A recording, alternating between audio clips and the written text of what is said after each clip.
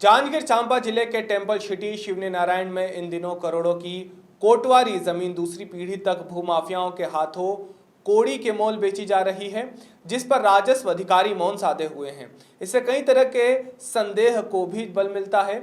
यहाँ अनुविभागीय अधिकारी ने इन मामलों को गंभीरता से लेते हुए निर्माण तथा अन्य प्रयोजन पर सेवा भूमि में रोक लगा रखी है। वहीं दूसरी ओर भूमाफिया शासन के नियमों को ताक में रखकर व्यक्तिगत उपयोग के लिए घेराबंदी और मकान निर्माण धड़ल्ले से कर रहे हैं, जिस पर पूर्व नगर पंचायत उपाध्यक्ष अजित तिवारी ने अपनी उस याचिका का भी जिक्र किया है जो बरसों से तहसीलदार और एसडीएम के कार्यालय में कीमती फाइलें धूल फांकती हुई बंद पड़ी है। आखिरकार कोटवारी को दी गई सेवा भूमि का बंटरबाट कब तक होगा? कब यह भूमाफिया अपने राजनीतिक और रसूख और धनबल के चलते शासन की बेशकीमती जमीनों को निजी स्वामित्व बनाकर अपनी जेब में रख सकेंगे?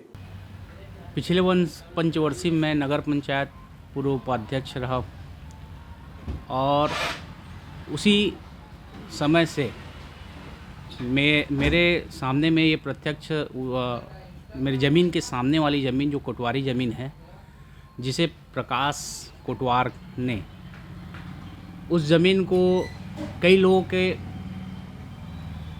को बेचा, लेकिन उस समय उन्होंने ये प्रस्तुत किया कि मेरे द्वारा ये ज़मीन बेची नहीं जा रही है, मेरे द्वारा स्वयं निर्माण कार्य किया जा रहा है, जिसका मैंने एक आवेदन तहसीलदार को यहाँ जो वर्तमान उस समय जो उपस्थित थे शिवनारायण नगर उप तहसील में, उनको एक आवेदन पेश किया। उनके जानकारी में मैंने सामने में बात रखी, तो उन्होंने जब पटवारी के द्वारा जब उस ज़मीन का प्रारूप मांगा, मतलब कि कौन उसमें निर्माण कार्य कर रहा है, तो पटवारी ने वहाँ पे लिख करके दिया कि वर्तमान में वहाँ पर प्रकाश द्वारा स्वयं निर्माण कार्य किया जा रहा है, जबकि कोटवारी ज़मीन पर कहीं पर भी कोई भी प्रकार का निर्माण कार्य करना अवैध है और ये नियम में लिखा हुआ है, कोटवारी कानून में भी लिखा हुआ है। उसके बाद भी उसके द्वारा निर्माण कार्य किया गया। अंततः उसके बाद मैंने उस केस भी वहाँ दर्ज किया तहसीलदार साहब के पास। उसके बाद वो मामला को रफा दफा कर दिए उस केस को, तो उसको मैंने फिर अपील के लिए एसडीएम साहब के पास पेश किया। पिछले 5 सालों से वहाँ मेरा पेंडिंग अटका हुआ है।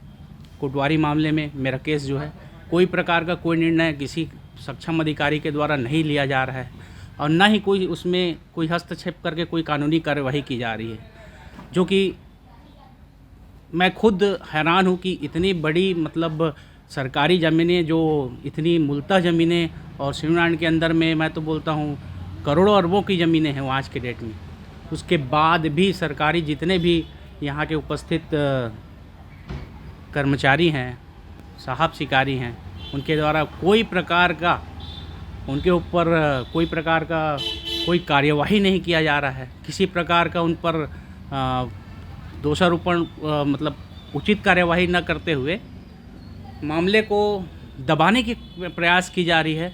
मेरे को यही चीज़ समझ से परे है। मैं अपने स्तर तक जहाँ तक जा सकता था वहाँ तक गया हूँ।